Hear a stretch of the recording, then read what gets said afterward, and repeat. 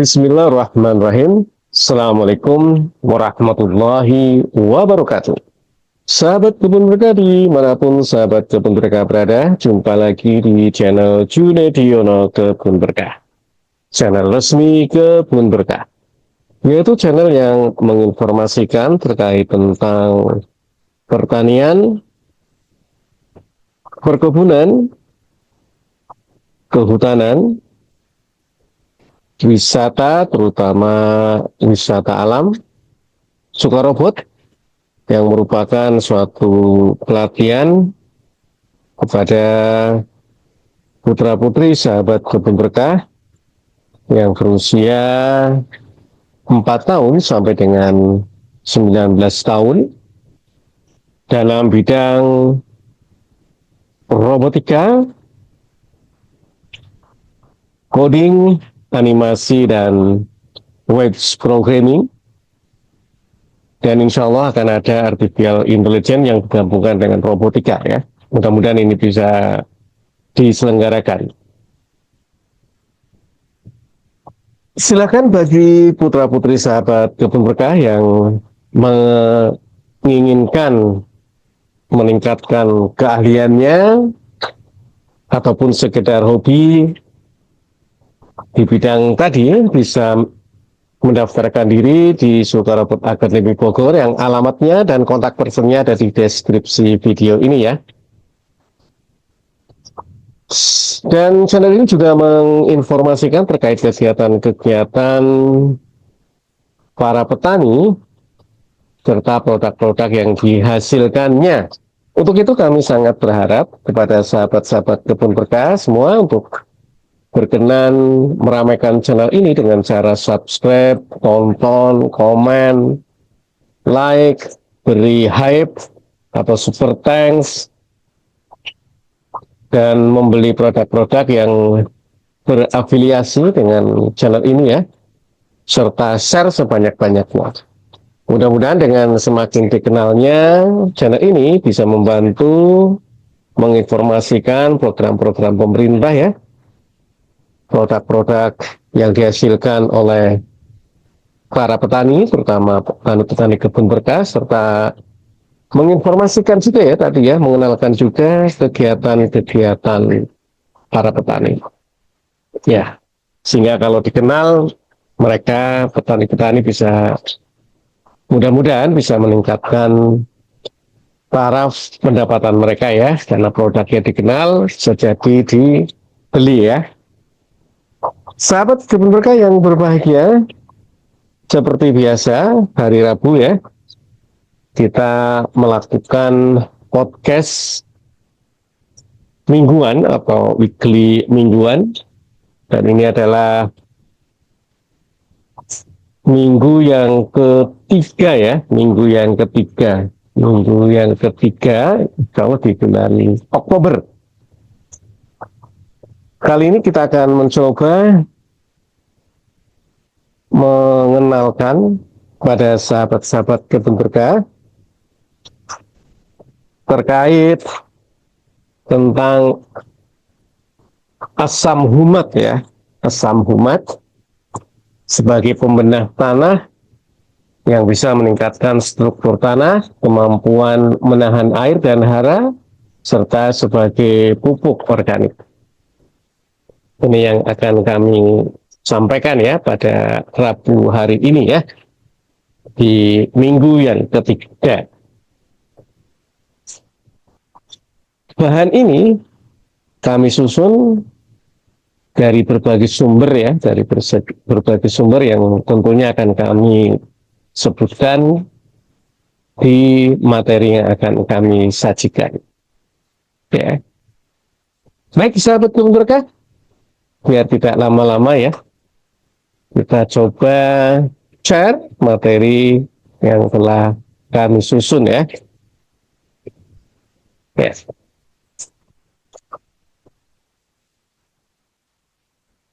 Sahabat kebun berkah yang berbahagia, inilah materi kita pada pagi hari ini, Rabu minggu ketiga, bulan Oktober 2025 ya. Saya cek ya bertepatan dengan hari apa ya. Hari apa namanya, tanggal berapa maksud saya. Ini September. Ya, di minggu ketiga ya. Oke, mohon maaf ya, minggu keempat ternyata, minggu keempat ya, minggu keempat di bulan Oktober, tanggal 22 Oktober 2025 ya, setelah saya cek di kalender ya, mohon maaf ya, ini ada di tanggal 22 Oktober 2025. Baik, kita coba ya, sahabat berkah. Adapun definisi dari asam humat, yaitu merupakan suatu senyawa organik alami yang ditemukan dalam tanah, pun gambut, ataupun bahan organik tanaman lainnya yang berasal dari proses dekomposisi atau penguraian bahan organik ya, seperti dari tanaman atau tumbuhan maupun dari hewan ya. Ya, jadi ternyata tapi asam humat ini bisa dibuat juga ya, sahabat berkah, walaupun definisinya tadi dari dekomposisi yang berjuta-juta tahun ya. Ini adalah yang secara alami ya tentunya. Tetapi dengan perkembangan zaman ternyata asam humat bisa kita buat ya. Nanti kita coba bagaimana asam humat yang bisa dibuat dan bagaimana caranya ya. Nanti kita sajikan. Adapun fungsi dari asam humat ini adalah untuk membenahi tanah ya, meningkatkan struktur tanah, kepada kemampuan menahan air dan unsur hara serta pupuk, serta sebagai pupuk organik, karena mampu mengubah unsur hara menjadi bentuk yang dapat diserap oleh tumbuhan atau tanaman, dan sekaligus sebagai sumber nutrisi bagi mikroorganisme tanah yang lain ya. Yang menjadi fungsi utamanya memang sebagai pembenah tanah ya, yang dapat meningkatkan struktur tanah, yang dapat menahan air dan hara, dan juga sebagai pupuk organik. Ya. Bila dari fungsi utamanya tadi, tentunya kita bisa mendapat gambaran terkait tentang manfaatnya. Ya. Manfaat unsur asam humat ini adalah yang tadi ya, untuk memperbaiki struktur tanah. Ya, asam humat membantu membentuk agregat tanah yang lebih stabil sehingga tanah menjadi lebih gembur dan meningkatkan drainase serta aerase udaranya ya. Ya, aerase dan drainase tanahnya maksud saya. Yang kedua adalah meningkatkan kesuburan tanah. Asam humat dapat meningkatkan kapasitas tukar kation atau KTA tanah, sehingga kemampuan tanah menahan dan melepaskan unsur hara untuk diserap tanaman dapat meningkat ya. Ini adalah manfaatnya ya, sahabat berkah. Manfaat yang ketiga adalah sebagai spons ya, sebagai spons alami. Asam humat dapat menyerap dan menahan air dalam jumlah yang besar, lalu melepaskannya saat tanaman membutuhkannya, membantu tanaman bertahan dari kekeringan. Manfaat yang keempat adalah menyediakan nutrisi organik ya. Tadi juga sudah disampaikan ya, bahwa asam humat berperan sebagai booster alami yang memperkaya nutrisi tanah dan bertindak sebagai agen pengkelat alami untuk unsur hara mikro ya. Jadi tadi karena ada kation ya, nilai tukar kationnya ya, yang bisa meningkatkan kesuburan tanah tadi. Yang kelima, manfaat yang kelima adalah mendukung mikroorganisme tanah. Asam humat merupakan sumber makanan yang bagi organisme tanah yang menguntungkan, sehingga bisa meningkatkan aktivitas biologis tanah. Ini manfaat yang kelima ya, ternyata sebagai pendukung mikroorganisme. Manfaat yang keenam adalah mengurangi residu kimia. Asam humat dapat membantu mengurangi residu pupuk kimia dan pestisida dalam tanah, mengurangi toksisitas atau kadar keracunan ya, dan menimbulkan dampak negatif pada lingkungan. Manfaat yang ketujuh adalah meningkatkan efisiensi pemupukan. Ya. Dengan mengatur pelepasan hara, asam humat bisa mengoptimalkan penggunaan pupuk kimia, memungkinkan tanaman menyerap nutrisi secara lebih efisien, dan bahan lain yang bersifat netral atau basa lemah. Ya, luar biasa ini asam humat ya, sahabat kebun berkah.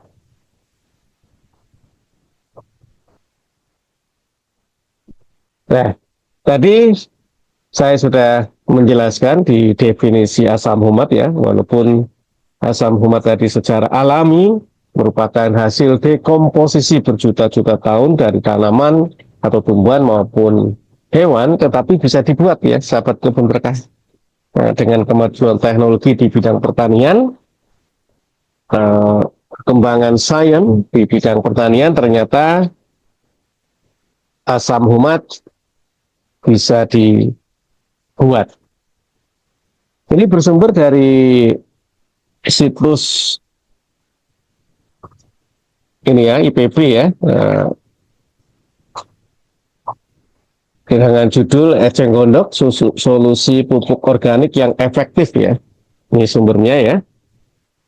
Jadi membuat asam humat menggunakan metode fermentasi dalam bahan organik seperti eceng gondok, daun atau kotoran ternak yang menggunakan decomposer EM4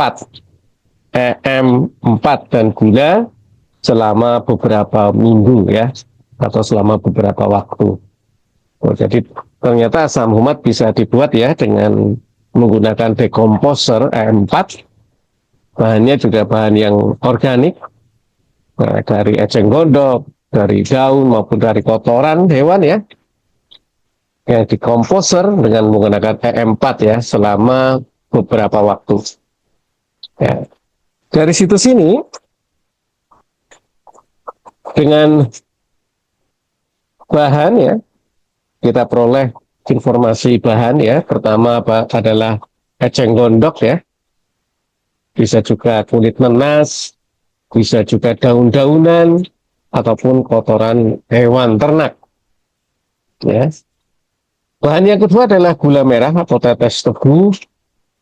Yang ketiga bahannya adalah EM4 ya.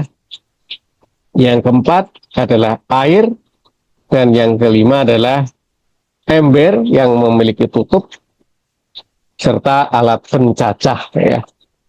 Jadi bahannya ada 4, alatnya ada 2 ya. Ember yang memiliki tutup serta alat pencacah. Adapun cara membuat asam humat ini berdasarkan situs tadi, yang pertama adalah mempersiapkan bahan ya. Tadi bahan-bahan kita sudah siapkan, lalu kita cacah. Ya. Cacah bahan organik tadi, eceng gondok maupun kulit nanas maupun daun-daunan ya. Kita cacah hingga menjadi bagian yang halus. Ya. Lalu yang kedua adalah mengaktifkan decomposer. Nah, larutkan gula merah ataupun tetes tebu dengan air hangat ya, dengan air hangat. Kemudian campurkan dengan E4 dan diamkan selama 1 jam atau lebih agar bakteri dalam E4 aktif. Ya. Lalu setelah E4 aktif, maka campurkan semua bahan. Ya, gabungkan bahan-bahan organik tadi yang sudah dicacah dengan larutan dekomposer yang sudah diaktifkan ke dalam ember yang ada penutupnya. Ya. Setelah bahan-bahan tersebut masuk ke dalam ember, lalu kita fermentasikan ya. Cara yang keempat adalah fermentasi ya. Jadi kita tutup ember rapat-rapat dan tempatkan di tempat yang teduh, terhindar dari sinar matahari langsung ya, dan terhindar dari sinar matahari langsung dan hujan. Lalu lakukan pengadukan secara berkala setiap beberapa hari untuk mempercepat proses penguraian.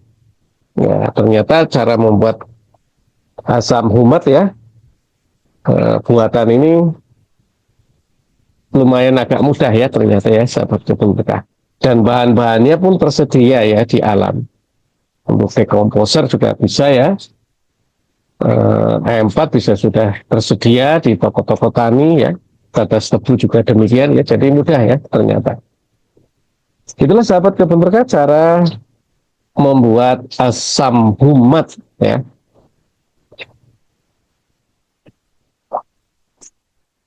Ya. Ternyata masih ada lanjutannya sahabat kebun berkah ya. Ini adalah cara yang kelima setelah diaduk tadi ya, agar mempercepat proses fermentasi. Maka setelah fermentasi berhasil, saring dan siapkan ya untuk digunakan. Ini kurang lebih setelah 3-4 minggu, asam humat cair sudah siap digunakan. Maka saring cairan asam humat dari ampasnya ya, tadi mungkin cacahan-cacahan bahan organik masih ya. Jadi kita harus menyaring ya, menyaring yang masih berwujud padat dengan asam humat yang cair ya, yang sudah berwujud cair. Ampasnya tadi jangan dibuang ya sahabat kebun berkah, tetapi bisa digunakan menjadi pupuk kompos ya. Cara yang keenam adalah ya, pengenceran dan aplikasi. Sahabat kebun berkah yang berbahagia, sebelum digunakan asam humat cair tadi ya, diencerkan ya dengan air ya, dengan perbandingan 1:10 atau 1:15. Lalu bisa digunakan aplikasi dengan disiram ataupun disemprot pada tanaman. Disiram pada media tanam, disemprot pada tanaman. Itulah sahabat kebun berkah, kurang lebih cara membuat dan mengaplikasikan asam humat buatan ya. Sahabat kebun berkah yang berbahagia, berapa lama sih asam humat itu bisa memperbaiki tanah? Nah, ini dari situs ecogardener.com menjelaskan bahwa lama perbaikan tanah oleh asam humat sangat bervariasi tergantung dari beberapa hal. Ada yang mingguan, ada yang bulanan, dan mungkin ada yang lebih ya, tahunan bisa jadi. Tergantung pada jenis pupuk asam humat yang digunakan, cara aplikasinya, serta kondisi tanah awal ya. Jadi tergantung 3 hal ya. Jadi jenis produk asam humatnya, cara mengaplikasikannya atau menggunakannya, dan kondisi awal dari tanah tersebut. Ya. Asam humat cair bekerja lebih cepat, namun efeknya lebih singkat. Membutuhkan aplikasi ulang setiap beberapa minggu. Dan sebaliknya, asam humat yang berbentuk padat seperti granular atau bubuk memiliki pelepasan lebih lambat dan efek lebih tahan lama, bisa mencapai beberapa bulan.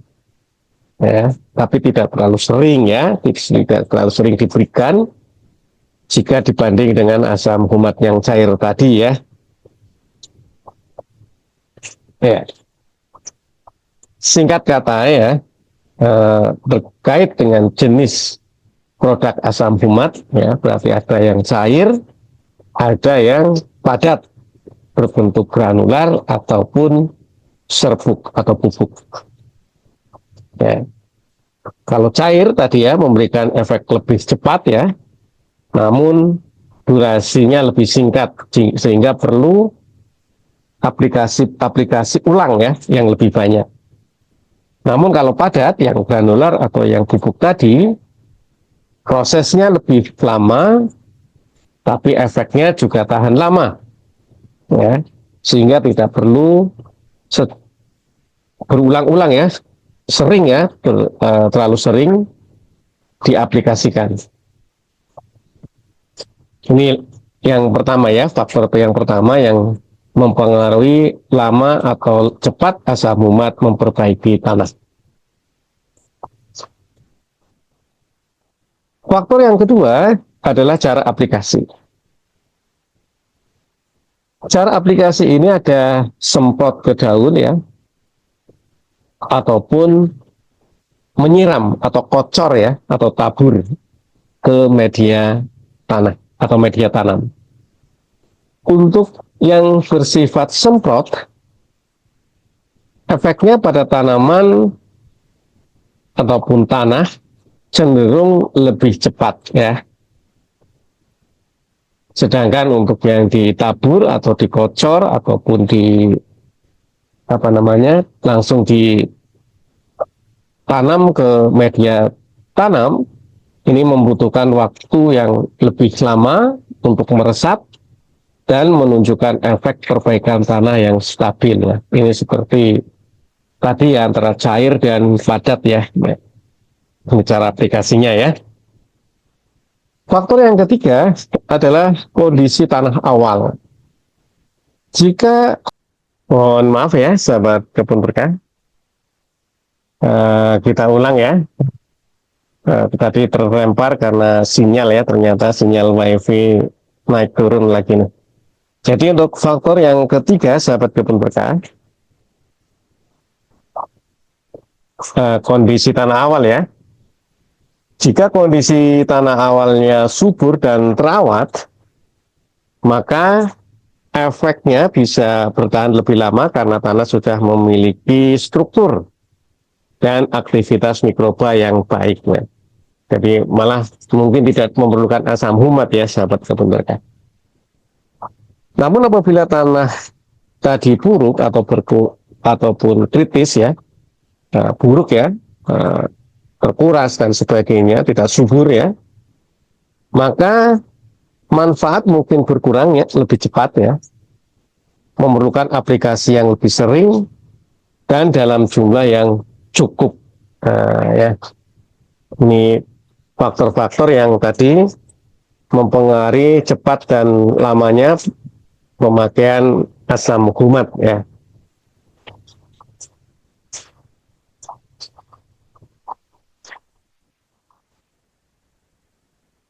Ada tips juga yang disampaikan di situs www.ecogardener.com untuk tips menggunakan atau mengaplikasikan asam humat tadi ya, yaitu satu, untuk perawatan rutin, maka gunakanlah asam humat 1 hingga 2 kali setahun dengan aplikasi pertama yang paling baik dilakukan pada awal musim semi ya. Nah, ini awal musim kemarau ini ya. Yang kedua adalah untuk peningkatan hasil panen, maka aplikasi bisa dilakukan lebih sering tergantung pada tahap pertumbuhan tanaman. Misalnya setiap 2 atau 4 kali seminggu selama musim pembungaan. Ya, ini adalah ada beberapa tips di dalam aplikasi asam humat agar bisa lebih efektif.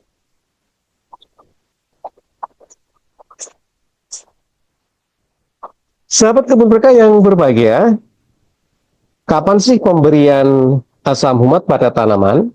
Ya, ini diambil dari digitani.ipp.acid ya, bahwa cara penggunaan asam humat bisa dengan menyemprotkan langsung ke daun ataupun ke akar, atau bisa dilakukan pada dengan tadi mengkocorkan, ataupun kalau berbentuk serbuk bisa menabur ya, atau berbentuk granular bisa menanamkan ke media tanam, dan dilakukan pada pagi atau sore hari.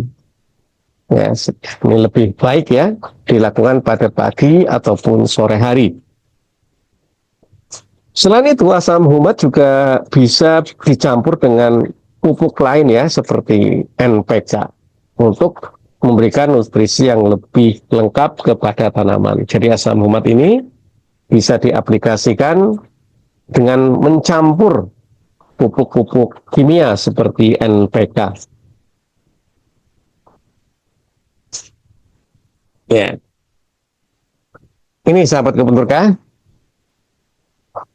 asam humat bisa dicampurkan dengan pupuk-pupuk yang lain ya, pupuk kimia ya. Misalkan ini kami ambil dari mitrabertani.com, ada fpp.umko.acid, ada juga kumparan.com ya, ini ya sumbernya ya. Jadi asam humat ini bisa dicampur dengan pupuk kimia untuk meningkatkan efisiensi penggunaan nutrisi dan menyuburkan tanah, serta dapat diaplikasikan secara bersamaan dengan cara dikocor atau disemprotkan. Meskipun tetap penting untuk mengikuti dosis dan teknik aplikasi yang direkomendasikan untuk hasil yang optimal ya. Jadi bisa dicampur, tapi juga harus memperhatikan dosis aplikasinya. Cara mencampur asam humat dengan pupuk kimia ya. Metode pencampurannya adalah asam humat dapat dicampurkan dengan pupuk kimia seperti NPK sebelum diaplikasikan ya. Aplikasi atau penggunaan bersamaan ya. Sahabat kebun berkah bisa mengaplikasikan asam humat ini yang sudah dicampur dengan cara dikocor, diberikan ke tanah ya, ataupun disemprotkan ke tanaman daun ya. Dan dosis perbandingannya adalah 3 kg asam humat dapat dicampurkan dengan 240 kg pupuk NPK untuk luasan lahan tertentu ya. Jadi perbandingannya 3 kg asam humat dicampur dengan 240 kg NPK ya. Ini salah satu contohnya. Ingat ya, jangan lupa dosisnya ya, jangan sembarangan ketika mencampur ya.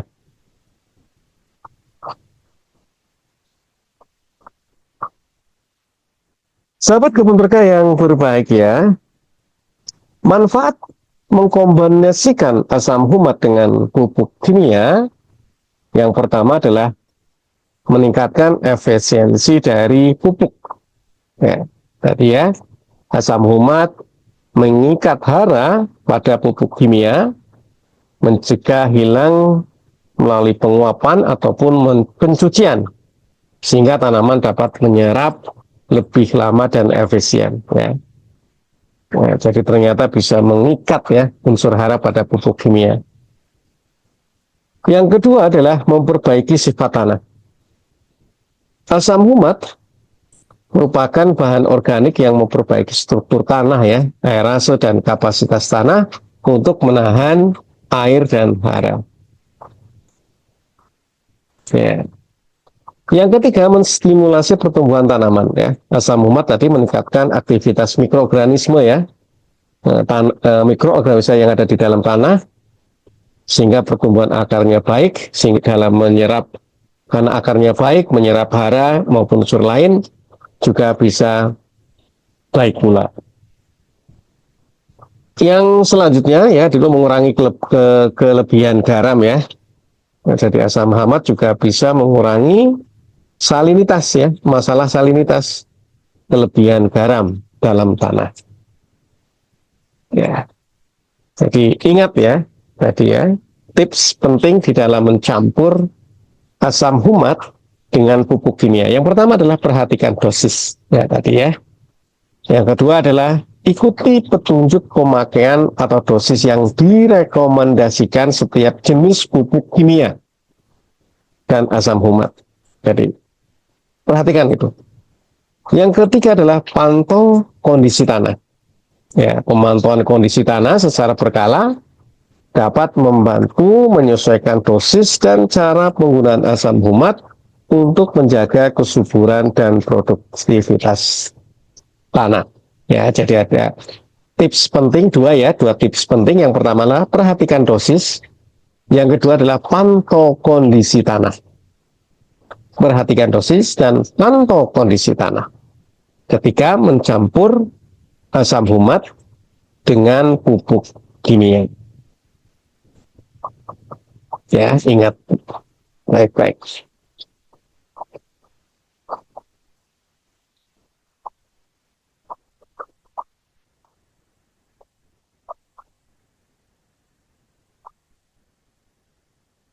Demikian sahabat kebun berkah terkait pemaparan materi terkait tentang asam humat ya. Mudah-mudahan bisa bermanfaat kepada sahabat kebun berkah semua. Dan untuk itu kami berharap untuk stay tune terus di channel ini karena banyak informasi-informasi terkait pertanian, perkebunan, kehutanan. Subscribe dan share dan tetap semangat. Terima kasih dan assalamualaikum warahmatullahi wabarakatuh. Selamat berhari Rabu.